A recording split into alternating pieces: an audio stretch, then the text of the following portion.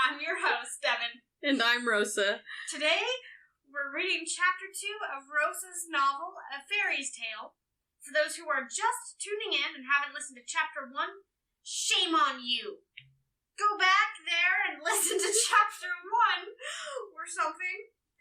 For all those good boys and girls who just listened last week time, here's Rosa with Chapter 2. Rosa wrote this script, so if it's all messed up, it's her fault. Mine is not.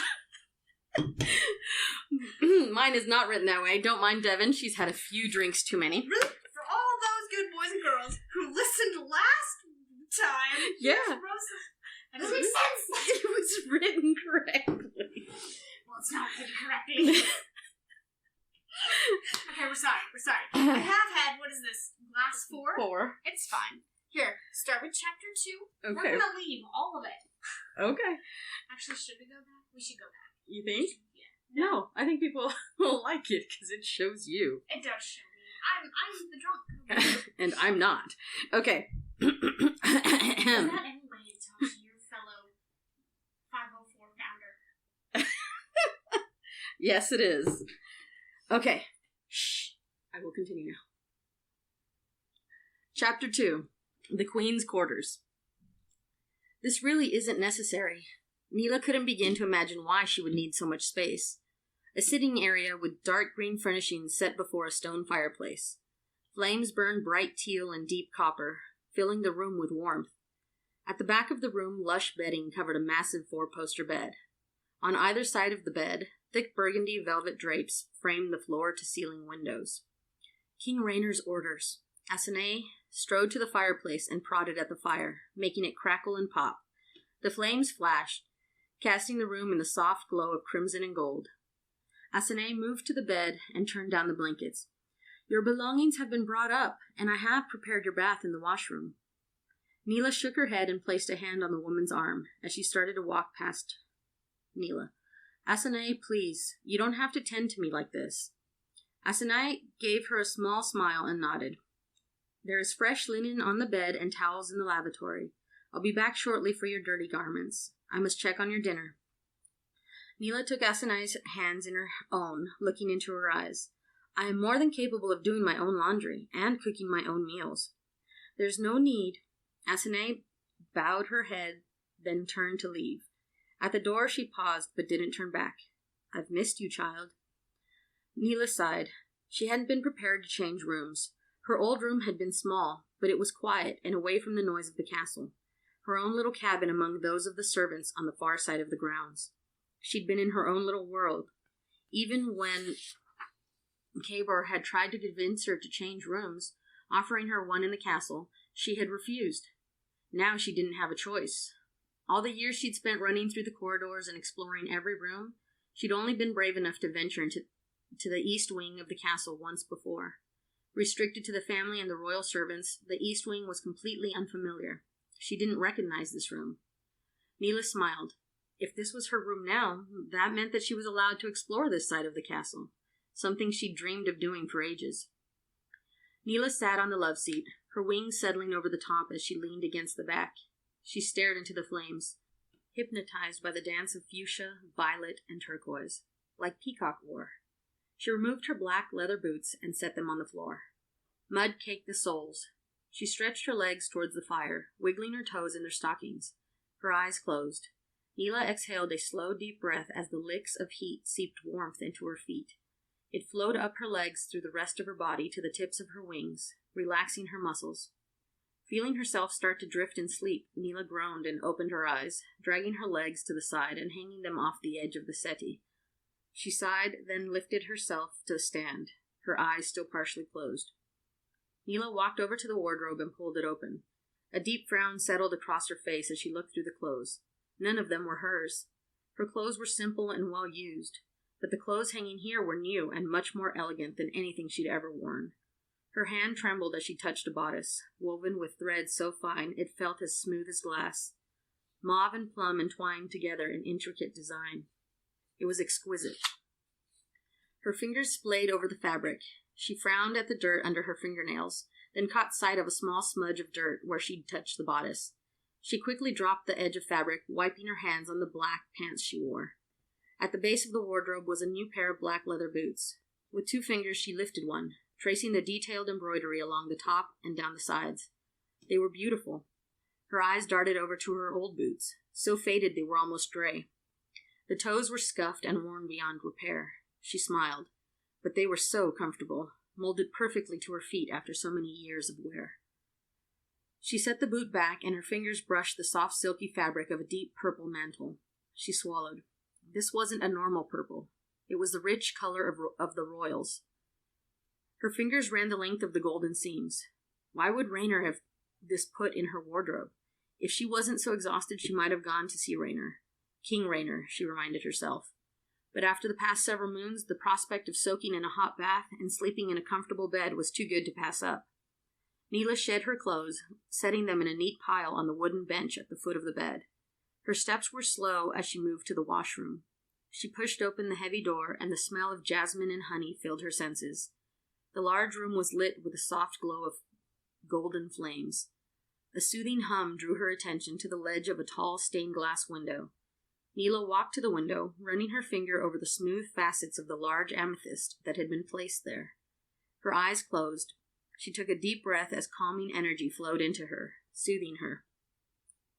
The crease in her forehead eased. She'd had a headache since she arrived at the castle and was told her chambers had been moved. She opened her eyes, taking another deep breath. Her gaze drifted from the crystal to the folded towels beside it. A small smile tugged at her. Her fingers wiggled as she moved to touch the soft material, and her smile widened when her hand pressed down, sinking into the fabric.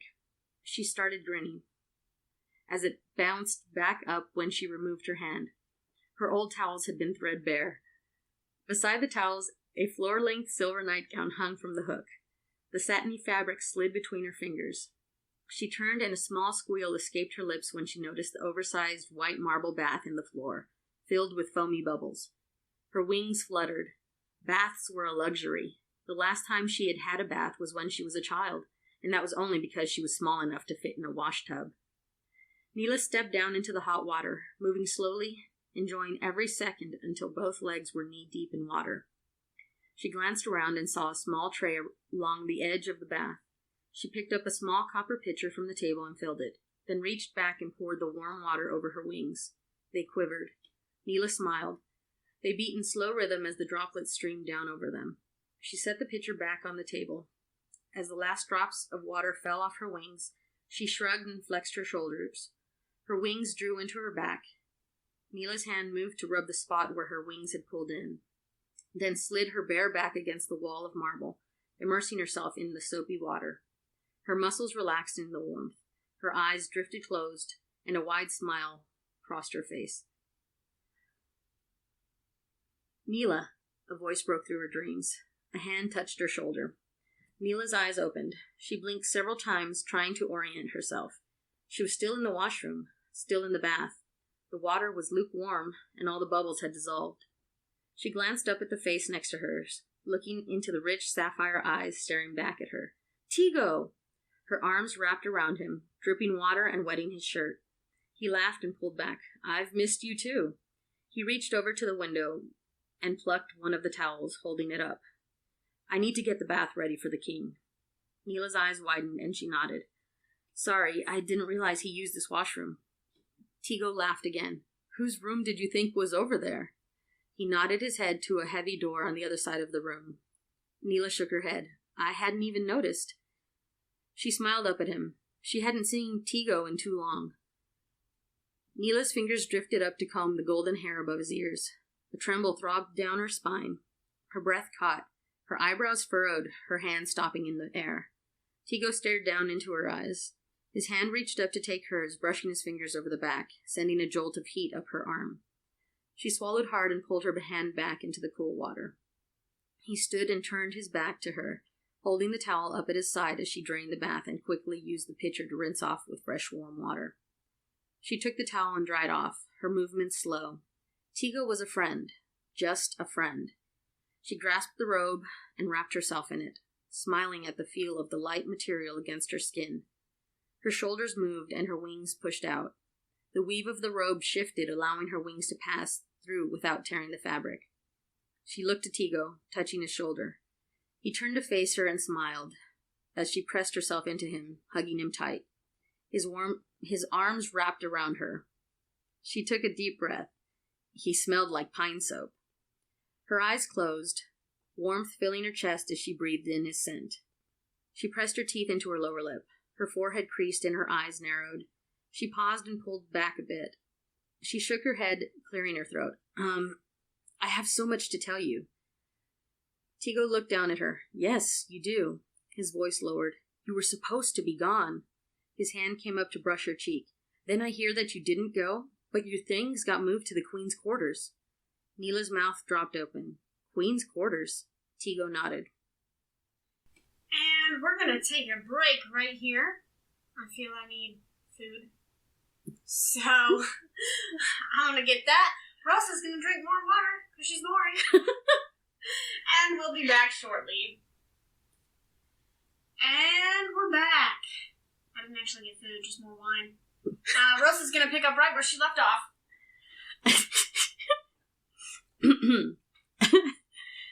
The door across the room opened, and they turned to face it. Ranor stood in the doorway. His eyes moved from Tigo to Neela, then down to where their arms were around each other. Tigo's arms dropped, and he pulled away. Your Majesty, your bath isn't ready. His eyes cast down, and his right arm pulled across his chest, touching his fingertips to his left shoulder. My apologies. It's my fault. I fell asleep in the bath. Neela swallowed, trying to find her voice. Ranor nodded and gave them a small smile, walking towards them. Tigo, I've already told you, I am not my father. Neela's lips pulled tight at the mention of the late king. She knew what Tigo had gone through as his valet. Her eyes drifted to Tigo's back. His silver wings were drawn into his back as mandated by his position. She knew the long scars that hid beneath his brown servant's shirt.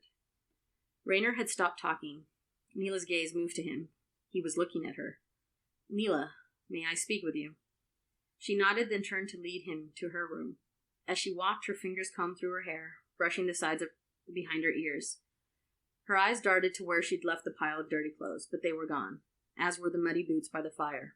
It blazed emerald and amber. A tray with a covered dish and goblet sat on the small table between the chairs. Her stomach rumbled. A soft click drew her attention behind her. Ranor had closed the door to the washroom. He stood watching her. She swallowed and averted her gaze. Her hand smoothed down the sides of her nightgown. She cinched the sash tighter. Her arms crossed over her chest. Her hand played at her throat. She was alone with the king, in her room, in her nightclothes. She tried to remind herself that this wasn't just some king she didn't know. This was Ranor, a man she'd been friends with as a child, before Azor, before Kabor. But as she looked up at him, at his penetrating stare, she admitted that that was a very long time ago, and a lot had changed. Neela looked at Ranor. He was so tall. Her eyes moved across his shoulders, down his chest. The first few buttons on his shirt had been opened. He'd obviously started undressing for his bath. Her breathing deepened. Heat coursed through her heart beating faster. She glanced away and cleared her throat. You wanted to speak with me, Your Majesty? The faintest smile pulled at one corner of his mouth. Neela. He strode towards the fire with slow, purposeful steps and stopped a few paces from it, his hands behind his back. He stared at it as the colors changed. His voice was quiet. You know you do not have to call me that. Neela took a deep breath, letting it out slowly, then shook her head. I don't know. You were called away and I left to find Nestal. She pulled the shoulder of her nightgown down, exposing the griffin on her arm. I don't know what this means. To you. Rainor's eyes moved to the mark, staring at her exposed shoulder long enough that Neela could almost feel the burn of his gaze. It seared across to her collarbone, then back up into her eyes. His eyes clouded over. Her voice lost all its strength. I knew what it meant for Azor, but you... She shook her head again. Why am I in the Queen's chambers, Ranor? Rainor's chest expanded as he took a deep breath. Neela braced herself for whatever he might say to her. Ranor had that look in his eyes. And now she was of age, and Ranor was king, and she bore his mark. I am sorry about how things turned out. His head gestured toward the griffin. Neela shook her head. No, don't be. You saved me. As much as I hate it, I was quite literally a damsel in distress. I had to. I could not let Azor hurt you. He smiled. Besides, Kavor would have done the same for me. Neela swallowed, the memory of what occurred in the glade flashing in her mind. Her head ducked, and her eyes closed. The silence between them seemed to stretch for too long before Ranor spoke. Sir Rain. Neela's eyebrows furrowed. Whatever she had expected him to say, that certainly wasn't it. What? You know that Sir Rain has been time forgotten since Ariadra died. Ranor frowned, his voice softening, his gaze dropping to the ground. She is not bonded with anyone. My heart breaks for her. His eyes raised to meet hers, but she thrives in your presence. Ranor stepped forward and took Neela's hand, his eyes never leaving hers. You know better than most what she is going through. Neela nodded. To be perpetually stuck? All I ask of you is that you bond with her, allow her to thrive, allow her to finally reach the age. She sighed.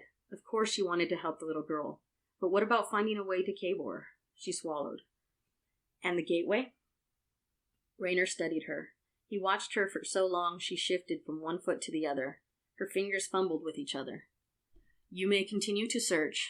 Every third new moon, you may leave for a fortnight.